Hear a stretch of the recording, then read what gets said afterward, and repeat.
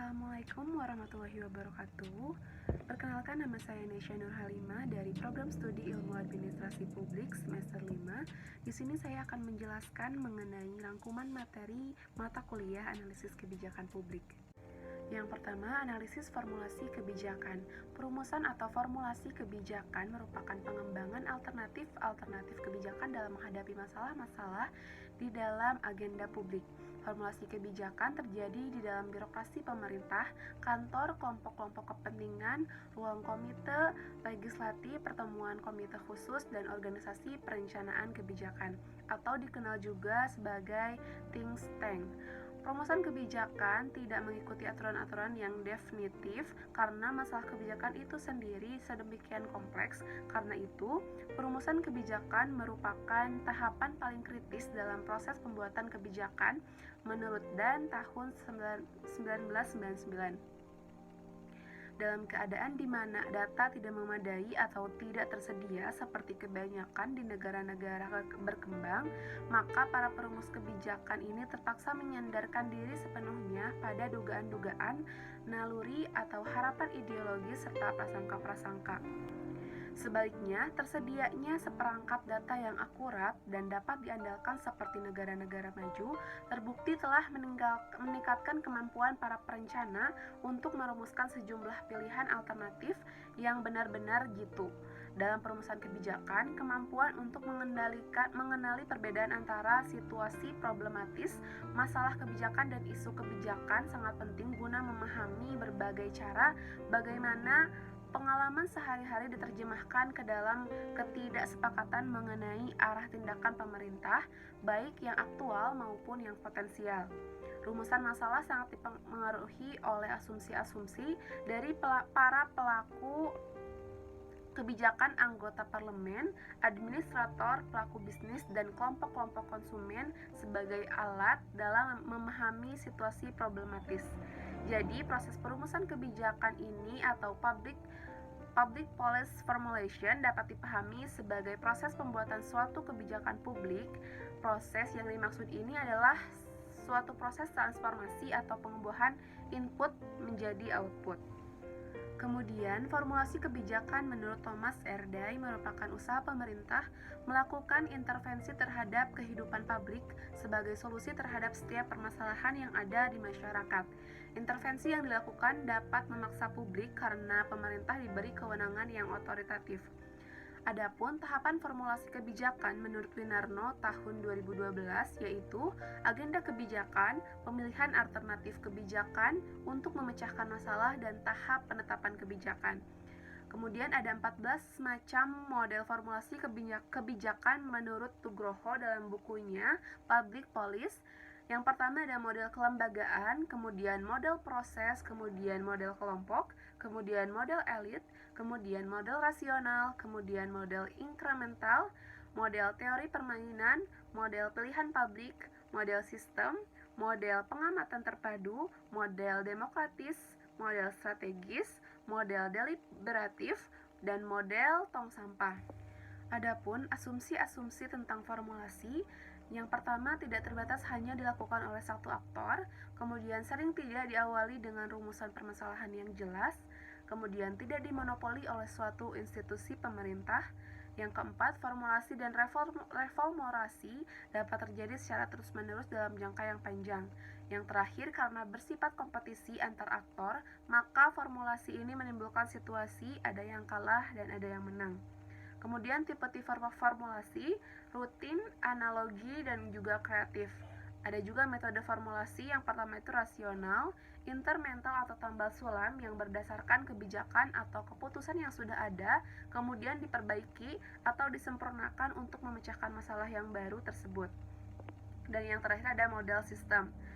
Yang melakukan formulasi kebijakan publik itu yang pertama ada aktor atau lembaga di dalam pemerintah, kemudian aktor atau lembaga di luar pemerintah.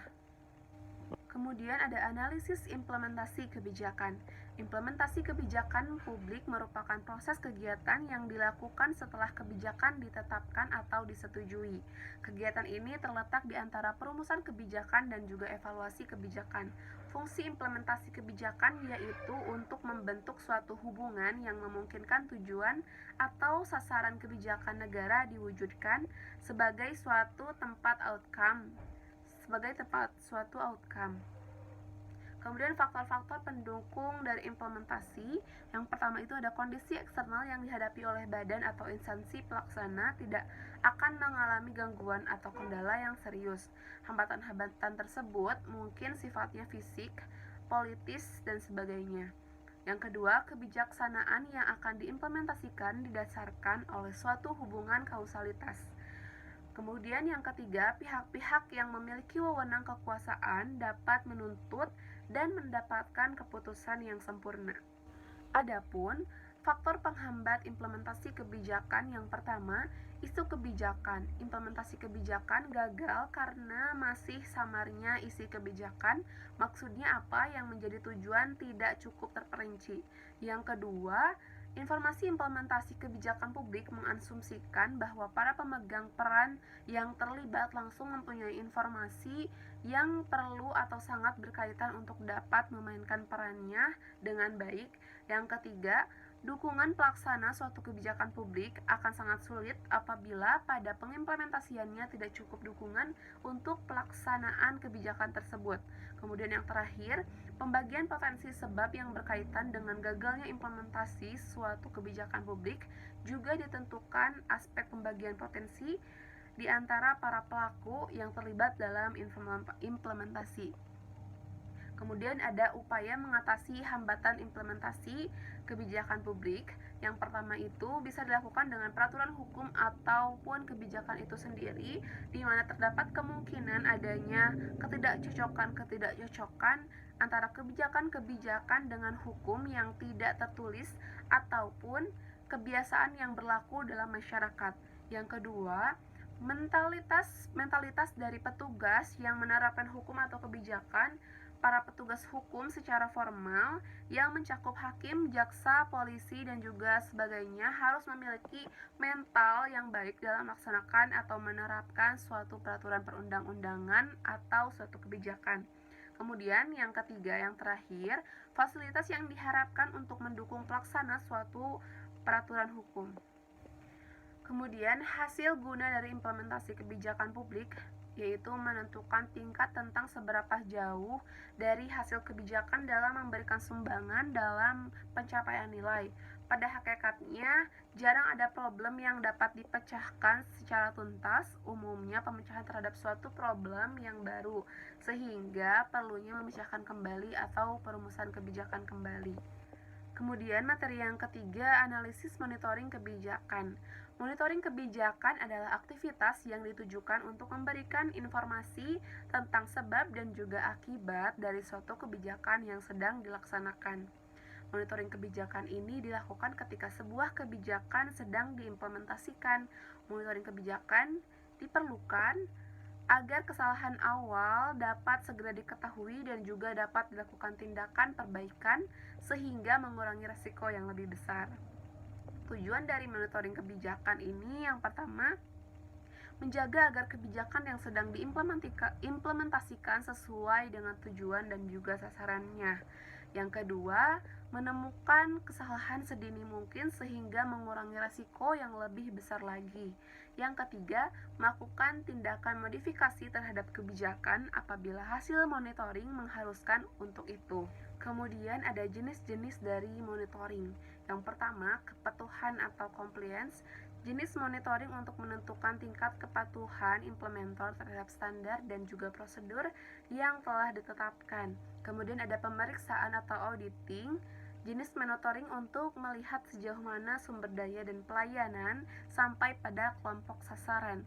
Kemudian yang ketiga ada akuntansi atau accounting, jenis monitoring untuk mengkalkulasikan perubahan sosial dan ekonomi yang terjadi setelah yang diimplementasikannya suatu kebijakan. Kemudian yang terakhir ada eksplanasi atau explanation, jenis monitoring untuk menjelaskan adanya perbedaan antara hasil dan tujuan dari kebijakan. Yang selanjutnya ada pendekatan terhadap monitoring. Pertama ada akuntansi sistem sosial, yaitu pendekatan monitoring untuk mengetahui bagaimana perubahan kondisi sosial yang objektif dan juga subjektif dari waktu ke waktu. Kemudian ada eksperimental sosial, di mana pendekatan monitoring ini untuk mengetahui perubahan sosial yang terjadi dalam sebuah kelompok eksperimen dengan cara membandingkan dengan kelompok kontrol. Kemudian ada yang ketiga, ada akuntansi sosial, di mana pendekatan monitoring yang berusaha untuk mengetahui hubungan antara masukan, proses, keluaran atau hasil, dan juga dampaknya. Yang terakhir ada sintesis riset dan juga praktik, pendekatan monitoring yang menerapkan kompilasi, perbandingan, dan pengujian serta sistematis terhadap hasil-hasil dari implementasi kebijakan publik di masa lampau. Data dan informasi untuk monitoring. Yang pertama ada metode dokumentasi dari berbagai laporan kegiatan seperti laporan tahunan, laporan bulanan, laporan semesteran. Kemudian metode survei tujuannya untuk menjaring data dari para stakeholder, terutama kelompok-kelompok sasaran. Yang ketiga, metode observasi lapangan, di mana untuk mengamati data empiris di lapangan dan bertujuan untuk lebih meyakinkan dalam membuat penilaian tentang proses dari kebijakan itu. Dapat juga digunakan untuk melengkapi metode dari survei. Kemudian ada metode wawancara, yaitu pedoman wawancara yang menanyakan berbagai aspek yang berhubungan dengan implementasi kebijakan yang perlu disiapkan.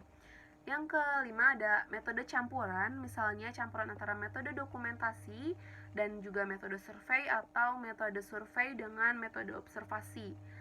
Dengan menggunakan ketiga atau bahkan keempat metode tersebut dapat mengkolaborasikan metode tersebut. Yang terakhir ada metode FGD, di mana dengan melakukan pertemuan dan juga diskusi dengan para stakeholder yang bervariasi. Dengan cara demikian, maka berbagai informasi yang lebih valid akan diperoleh melalui cross-check data dan informasi dari berbagai sumber. Kemudian setelah fungsi, ada tujuan polis memo. Yang pertama menyediakan informasi yang dibutuhkan pembuat kebijakan untuk melakukan pekerjaan mereka. Yang kedua, memecahkan masalah yang kompleks menjadi fakta penting. Yang ketiga, mengevaluasi program alternatif tindakan. Yang keempat, memberikan rekomendasi tindakan. Kemudian ada karakteristik dari polis memo. Yang pertama, panjang, yaitu isi kebijakan maksimum 2 halaman. Yang kedua, bahasa harus jelas. Yang ketiga, ada metodologi, jangan memuat penelitian dari primer. Kemudian yang keempat ada audiens, pembuat kebijakan. Yang kelima ada fokus, di mana pesan kebijakan untuk stakeholder. Yang terakhir ada konteks isu, di mana tujuan advokasi dan juga lobbynya. Kemudian yang materi keempat yaitu polis memo, yaitu dokumen ringkas yang merupakan rekomendasi singkat akan satu isu kebijakan untuk landasan pembuatan keputusan kebijakan yang bersifat terbawah. Polis memo ini relatif sama dalam hal kepentingan, tujuan, dan struktur isinya dengan polis paper, namun dikerjakan dalam waktu yang pendek, bahkan kadang dalam hitungan jam atau menit. Memo kebijakan ini dibuat untuk memberikan rekomendasi kebijakan yang bersifat sangat segera. Poin penting dalam penulisan polis memo yakni konten, struktur, pilihan kata, dan juga kejelasan.